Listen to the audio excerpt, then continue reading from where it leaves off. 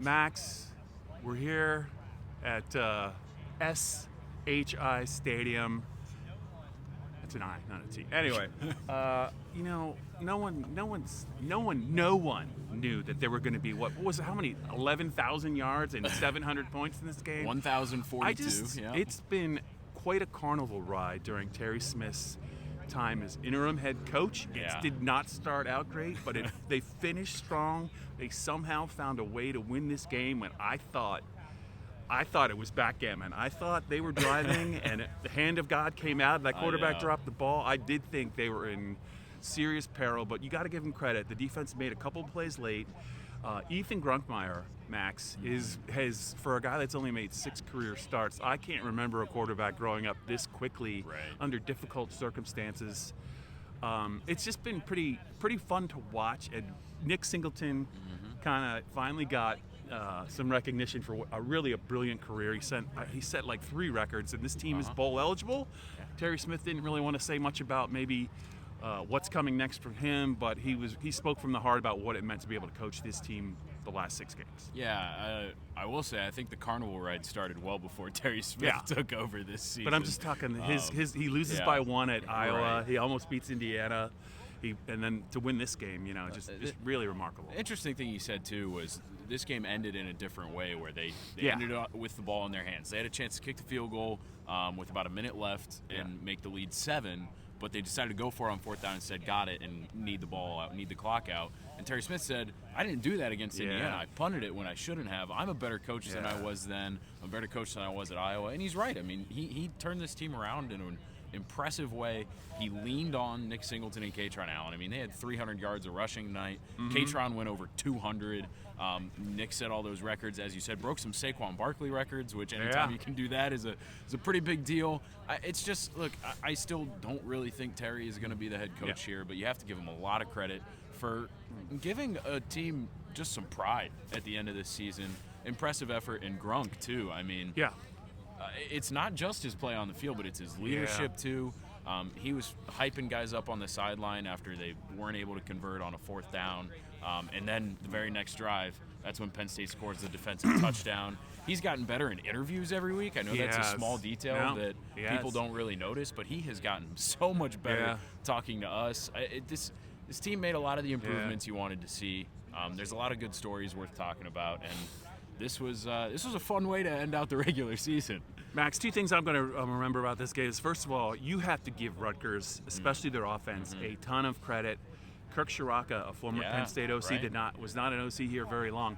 He had Jim Knowles' number tonight. He did. Now they did win the game at the end, but Jim Knowles was pretty much out of answers as far as trying to slow down that running back, the quarterback, that wideout that made that incredible catch. God. And the other thing is, this defense did not have its good fastball tonight. No. You're a baseball guy. You know what I'm talking about. That they were throwing some batting practice stuff out there, and Rutgers wasn't missing. I thought with about 7 or 8 minutes to go, I didn't see a way out of it for Penn State's defense. I give them credit, but I also thought Rutgers, who has not beaten Penn State in Big Ten play, did about everything they could to win this game. Right. I made the joke in the postgame media room. It's kind of like the monkey paw. Rutgers is saying, come on, we haven't scored more than 10 in Big Ten play against Penn State. Well, they scored 36 tonight, but then you have the play at the end where Ethan Kaliakmanis literally just dropped the football, and it turns into a touchdown. So that was the curl of the fingers there. Yeah. I just 1,000 yards of offense and 76 points. Like, I really don't have anything else to say. And also, as you mentioned, KJ Duff, that was maybe the best catch I've ever seen, because he grabbed it with one hand as it was going to the ground. When you one up the Indiana catches, you know it's a good catch. Yeah, I mean that was on par with Odell Beckham, I would say. Yeah, that looked a lot like it. It did. But the catches Indiana made to beat this Penn State team. Yep. I just they found a way to win. They did. There were some teams that I've covered that James Franklin coached that specialized in doing the exact opposite instead of finding ways to win. They found ways to lose in some pretty big games. This was not a big game, but it was an important game for Penn State. You could tell a lot of their veterans it meant a lot to at least get eligible for the bowl. None of them really want to talk about what's going to happen next, but I think they wanted to finish the season out and not be remembered for a team that was 3-6 or maybe 4-8. Yeah, I mean it's a pride thing. That's what a lot of them said as soon as they lost the Northwestern game. Yeah, like I remember Denai Dennis Sutton coming out and saying it pretty flatly. Like all we got to play for this year is pride, and I think they earned some here with 3 pretty solid performances. The defense not so much tonight, but the offense for sure. They broke the records. Katron Allen, Nick Singleton. There's a lot of good stuff to remember from this team, from this group of seniors, and who knows what's next. I mean, we're probably looking at a week. 8 days at most for Penn State to have a new head coach. We are clearly entering into the slow part of Penn State. Not much is going to happen. Just interim head coach. We're going to probably have a coaching change. It's a signing day that might be a little bit uneventful, but there's going to be a bowl announcement, and there's going to be some declarations for the draft. There's going to be some transfer portal stuff. So it's going to be really, really not that quiet. December might be crazier than September, October, and November combined. I think it will be because, like I said, you're looking at no longer than a week, I'm willing to bet. I'll put the over-under at 7.5 days for a new head coach, 10.5 days for an introductory press conference. You're looking through the rest of the month for coordinator hires, staff hires, transfer portal opens 5 days after the guy's hired.